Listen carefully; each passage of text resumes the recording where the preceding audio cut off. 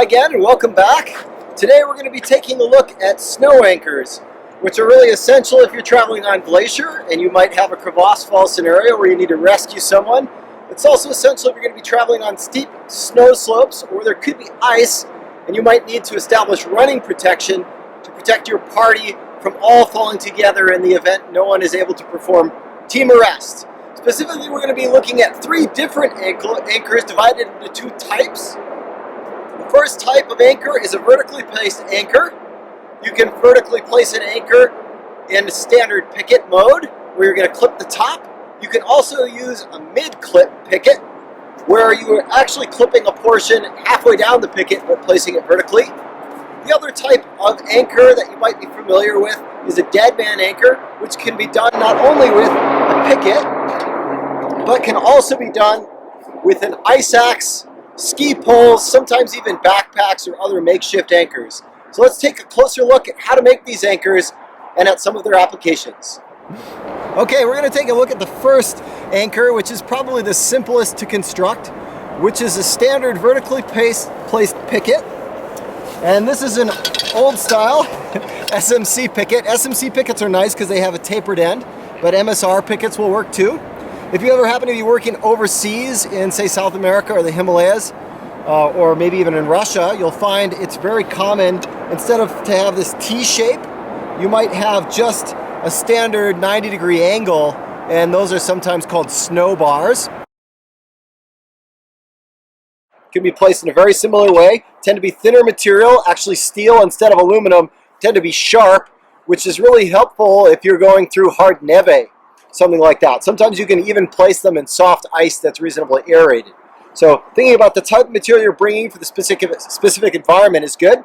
Here in the Pacific Northwest, aircraft and aluminum, SMC pickets, MSR pickets tend to work quite well. The snow is soft enough. So first thing I'm going to do is I'm going to take my runner off, and that's just to ensure in case I miss the picket while I'm pounding it, I don't impact my softer material. And the other reason is sometimes when you pound in, if you're pounding into a harder ice layer and you are attached to this top hole here, you can also damage your soft goods when they're attached to that hole. It's a really minor point. It's not that big of a safety issue, and if you have a permanently attached piece of material there, I would just pound it in and not worry about it too much. So what I'm aiming for here is not to go in dead vertical. So I typically will find what vertical looks like to me relative to the snowpack, and then I will tilt it back. Now, different organizations recommend different angles. The standard angle recommended in the United States commonly for a vertically placed picket was about 10 degrees back from vertical. And when we're talking about that 10 degrees, what we're looking at is the angle between the picket and the surface of the snow right here. Okay, so this would be vertical, and that would be probably right around 10 degrees back, so not a great degree. You may read that the Chamonix Guide School, they did some testing, and they found that 20 to 25 degrees back increased holding power by up to 40% over a vertically placed picket. Okay, so not necessarily over a 10-degree back picket, but so I say somewhere between 10 and 25 degrees back. You're not going to get out your protractor in an emergency and measure this angle. So I'm going to angle that back somewhere in that region there. And I have a hammer. An ice hammer is really nice to have, but you can also use your ice axe in two different ways. You can use the adze tool, and you can pound with the back of the adze, or you can turn it sideways. In the event of an emergency, I would probably turn it sideways, simply because using the adze tool, you don't have a lot of leverage. Not quite as much leverage as you do in more of like a hammer format. And it's possible, yeah, you ding up your ice axe and things like that, but not really a big deal. Getting a few nicks on your solid ice axe should not make a difference. If you are carrying an ultralight ice axe, such as one of those Camp Nano ice axes or something like that, then probably not a great tool to place pickets. Those can easily be broken, whether you're trying to pound with the adze tool or whether you're trying to pound with the side of the head like this. Here, nice hammer on the back of this pencil tool, no problem. Okay? So what I'm looking for as I pound this picket is ideally every stroke results in a similar amount of progress with this picket traveling into the surface of the snow. If I hit it with a hammer and it goes in pretty quickly, that could mean that I've met some soft snow. Maybe there's a weak layer within the snowpack that it just went right through, and that may not be a very strong placement. So here it's May, early May. The snowpack is relatively laden with water. It's condensed. It's starting to metamorphose potentially if we're still getting cold nights at our particular altitude, and we can have pretty strong picket placement. So this one is sliding in fairly well. The snow is still pretty soft, so it's not nearly as strong as this placement would be, say, up on a glacier in mid to late summer. It could be a much, much stronger placement.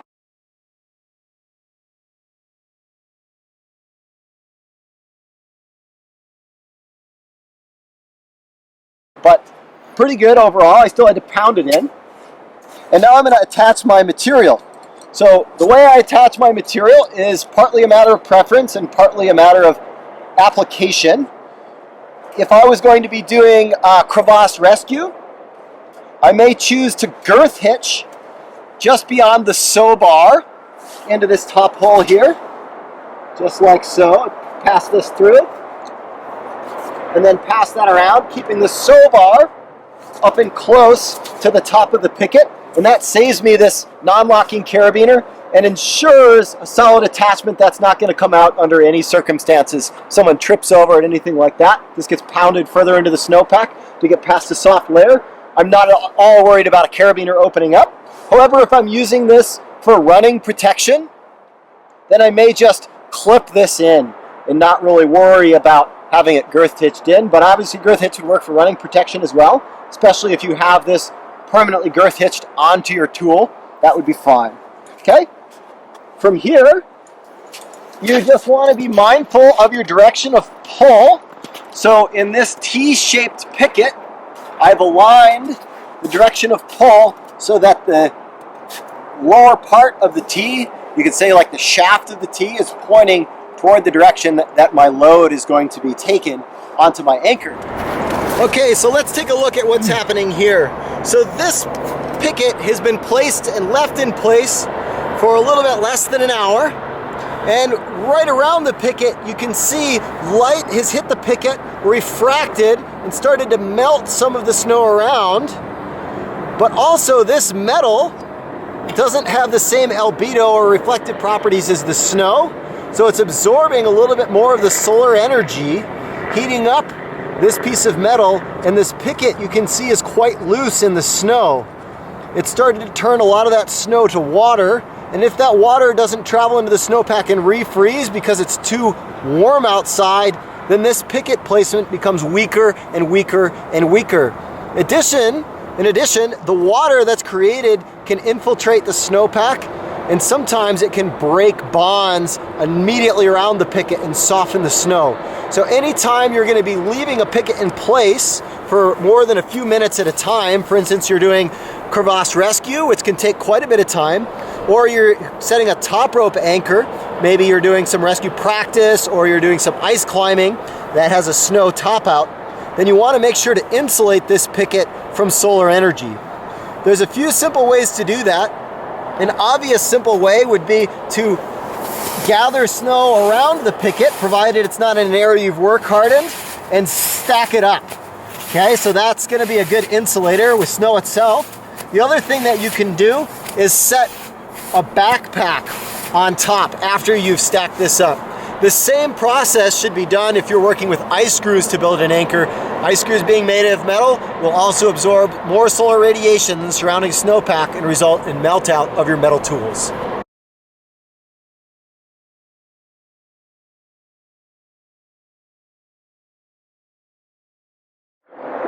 Okay, one other thing that it's important to keep in mind when you're talking about snow anchors is the direction of pull and where the pull should come from relative to the distance from the snowpack.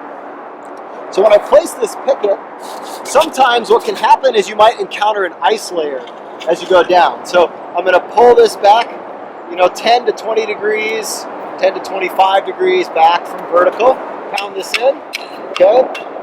As I go down, as I get to this point right here, I might notice that it's not going in anymore, okay?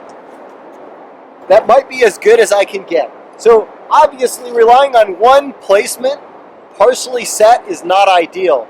But in the event that that's all you get, then it's very important that you clip as close to the snowpack as possible. And that the direction of pull should remain on the snowpack and never up or at an angle.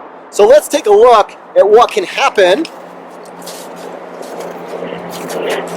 as long as the direction of pull remains along the snowpack.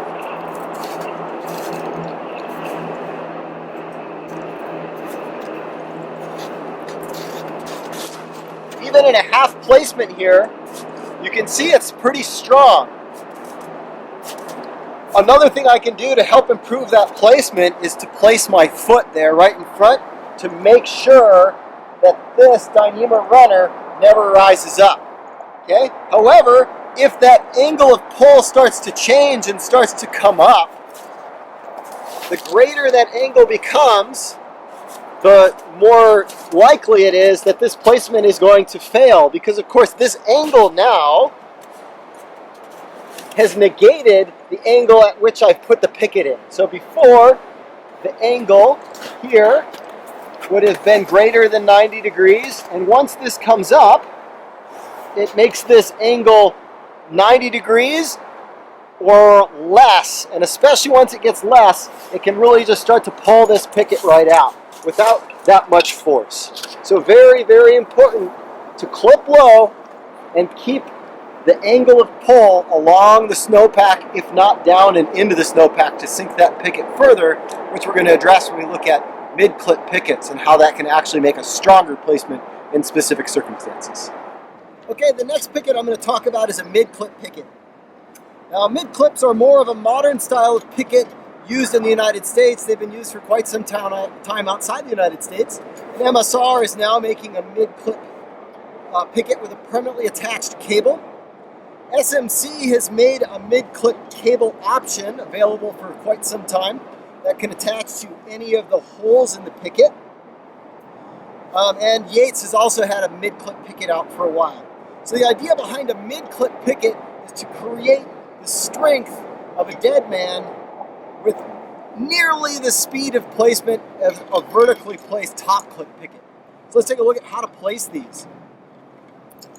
So first, similar to before, I want to think about my snowpack. If my snowpack has a lot of air in it, it has weak layers, then this may not be my first choice of picket. But in almost all other circumstances, if I need a bomber anchor and I need one relatively quickly, then I'll place this. Even if I don't need it quickly, it's just faster to create than a Deadman.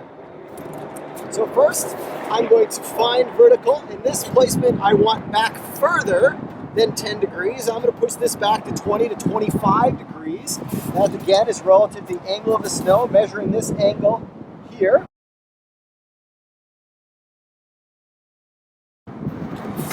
Okay, and now I'm going to pound that in. And I'm going to pound that in just until the cable is on the surface of the snow. Okay, now I'm going to use this cable sort of as a measure for about how far out I need to go. I'm going to need to go right out to there. And I'm going to use the pick of my tool to draw as straight a line as I can from the T part of my picket all the way out, which is creating a slot for my wire to go in. If you didn't have a wire or a cable attached to your picket, you could certainly use a double or triple length sling girth hitched into that hole as well. That would also work.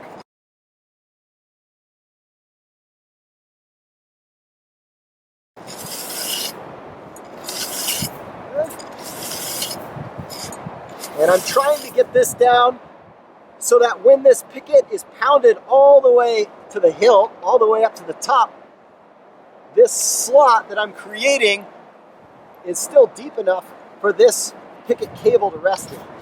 So it needs to go down a little ways.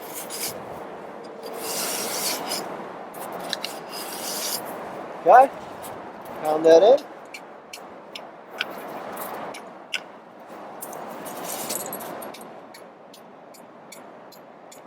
Okay, now this picket needs to be set. So it's kind of like setting a nut, you know, for trad climbers. I'm going to clip it into my belay loop, and I'm going to get down right along the snowpack as low as I can go, and I'm going to try to pull back and in line with the picket. If you have two people to work with, it's nice if one of them steps on the picket while the other one pulls to set it, okay?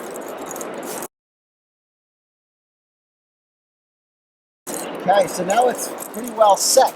The other thing you can do is you can also backfill this section here and tamp that down, which will add a little bit more strength to this picket as well. So what we've done with this particular picket is we've captured, instead of a horizontal column of snow, we've captured a vertical column of snow. And because of the placement back at an angle, like this, clipped in the middle, as the cable pulls from the middle of the picket, the sliding action of the picket can cause it to drive deeper into the snowpack and secure more purchase in the snow, provided there's not great inconsistencies in the snowpack, like a soft or unconsolidated layer with a very, very knife-hard ice layer layered between.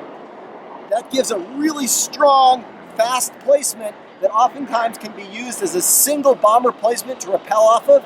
Sometimes you can do crevasse rescue off a single vertically placed mid-clip picket.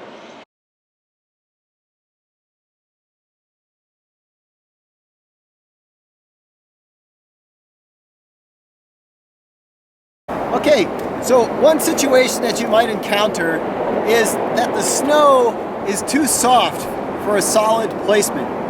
This is really common in early season when temperatures at night and in the day are below freezing, or in winter in particular, and also in a continental snowpack or at altitude, like if you're climbing in Alaska where you have a continental snowpack and altitude in the Alaska range. It makes a very unconsolidated snowpack that makes very insecure vertical placements. So what you need to do is you need to work hard in the snow. Work hardening simply means to stamp down or compress the snowpack in order to eliminate airspace and get some of those snow crystals to start to bond to each other to create a more stable block of snow that would have to be propelled through the snowpack to create anchor failure.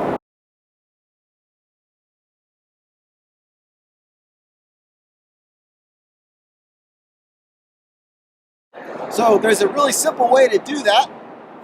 If this is my picket I'm going to place in an aerated snowpack, I probably would not opt for a vertical placement. I may opt for horizontal placement, such as a Deadman Anchor. So I'll use this as my measuring tool. I'll place this down.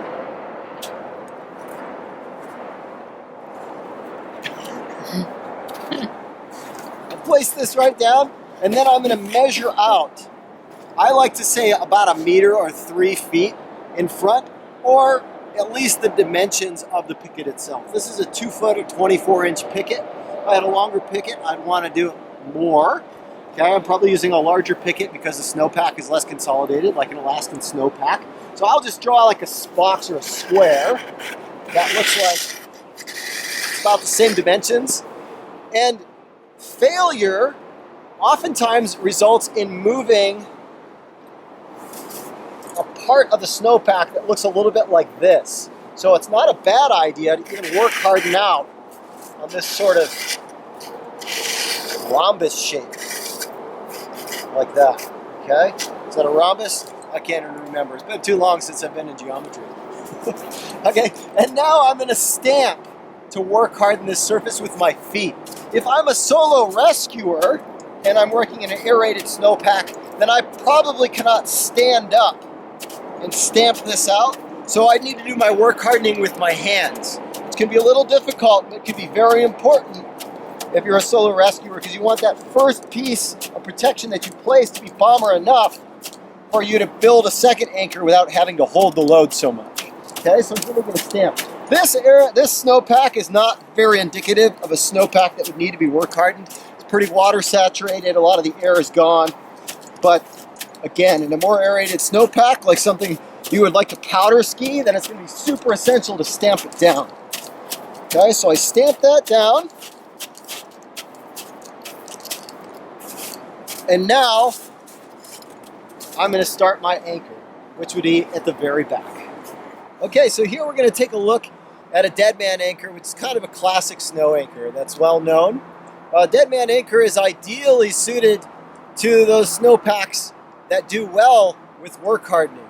So work hardening, just a couple mentions about this. Work hardening works really well with aerated snowpacks that have some moisture content. If you've got a lot of facets or depth hoar, if you try to compress that stuff, you're just going to pound more air into the snowpack, and those crystals are not going to bind. So if you start to punch through quite a bit in the snowpack, then you probably know if you're hitting air pockets or not, and whether those air pockets are full of things like depth hoar. And then work hardening would be to avoid it. But in this case, let's say we had a little bit of air in the snow. Here in the Northwest, we've got a fair amount of moisture. It's typically not cold and clear with a shallow snowpack, which produces that hoarfrost, or the depth hoar, so work hardening might do some good, and then we might want to place a horizontal Deadman Anchor. Now, another time where a horizontal Deadman is a really good choice is if you are a solo rescuer. And the reason for that is the other anchor type that I'm going to show, which is a mid-clip Picket, you need to be able to set and have a fair amount of distance much of the time in order for it to be set up well. Sometimes you can do that as solo rescuer, and sometimes it's more challenging. Okay, so we're going to take a look at a classic Deadman. So right here is the work hardened area, provided I need to work harden. Again, this particular snowpack probably wasn't necessary. And I leave the Picket on the surface as a measuring tool, and so I can gauge how big I need to make my slot. And I'm going to use the adze tool primarily to dig. So I'm going to start beyond the edge of the Picket, and first I'll kind of just start with my trench by measuring it out, okay? And then I'm going to start just going down and down and down, and I'm going to need to make that slot wider than the Picket, because I'm not able to dig that deep otherwise, and I need to make it a little bit longer than the Picket, because as you dig, the sides of your snow trench are going to be shaped kind of like this. Good thing to mention that a Deadman Anchor is also commonly called a T-trench, which I'll show why in a moment. Yeah. So obviously, if you need to place one of these, time is almost always of the essence, even if you're placing it as running protection, because they take a long time to build. Now, the depth that you're looking for, I'd say a maximum depth of about 30 centimeters or 1 foot, simply because it takes so much longer to dig deeper, unless you're in really unconsolidated continental snowpack with soft layers on top and you've got a denser layer underneath, and you might want to dig deeper. But here I typically go from, say, maybe 7 or 8 inches minimum to 12 inches maximum. So kind of in that range. Okay. Making sure that the depth is consistent all the way across. Okay, so that looks pretty good. And then the next thing that I'm going to do is identify my direction of pull, and then I'm going to undercut the lip, okay, in the direction of pull. So if my direction of pull is that way, then I'm going to dig this out. If you want to come in here nice and close and see, I'm going to dig this out.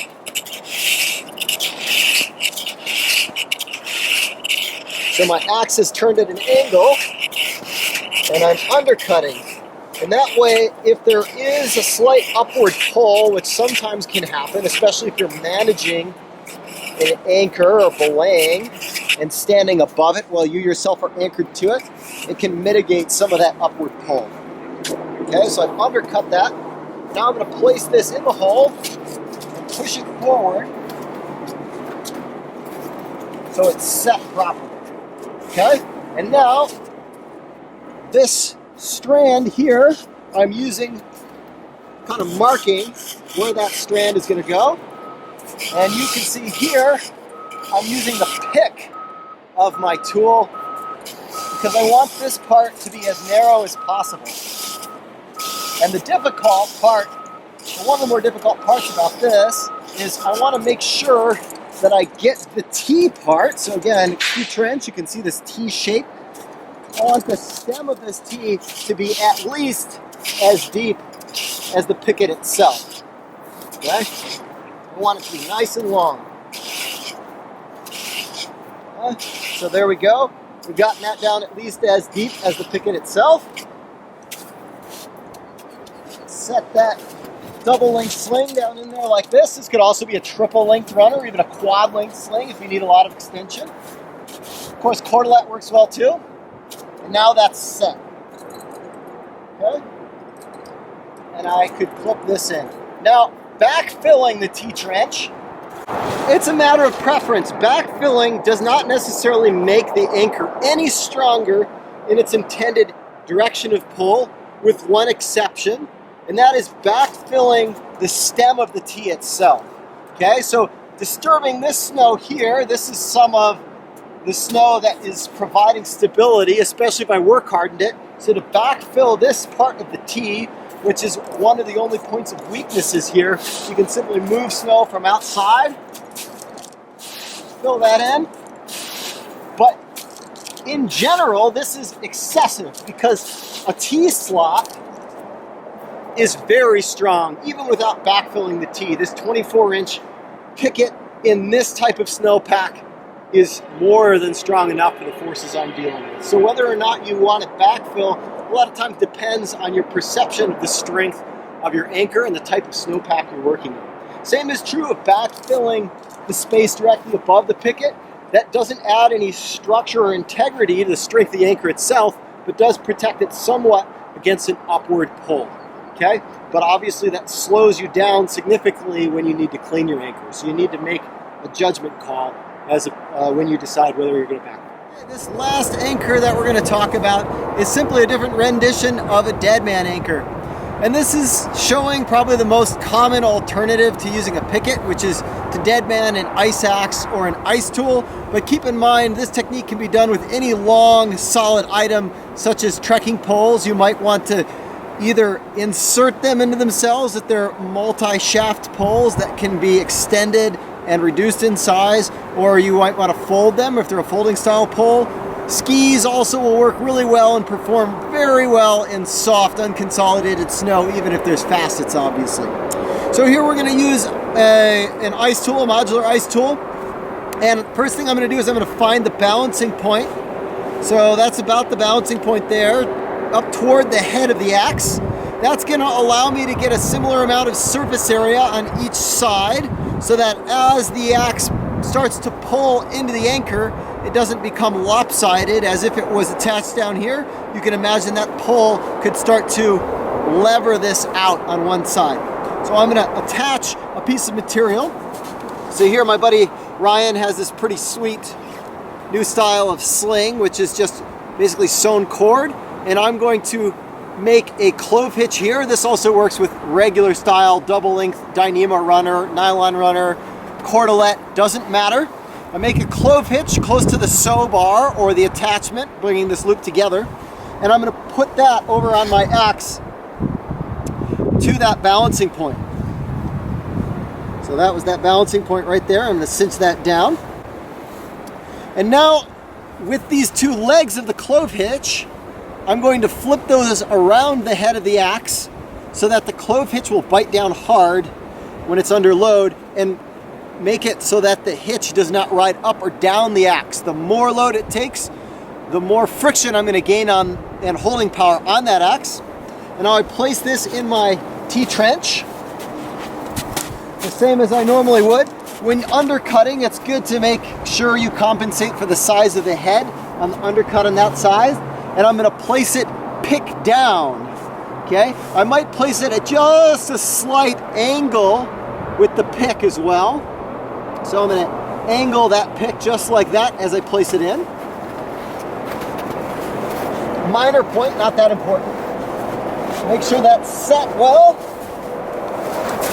Pull it forward. And there we go. Good to go.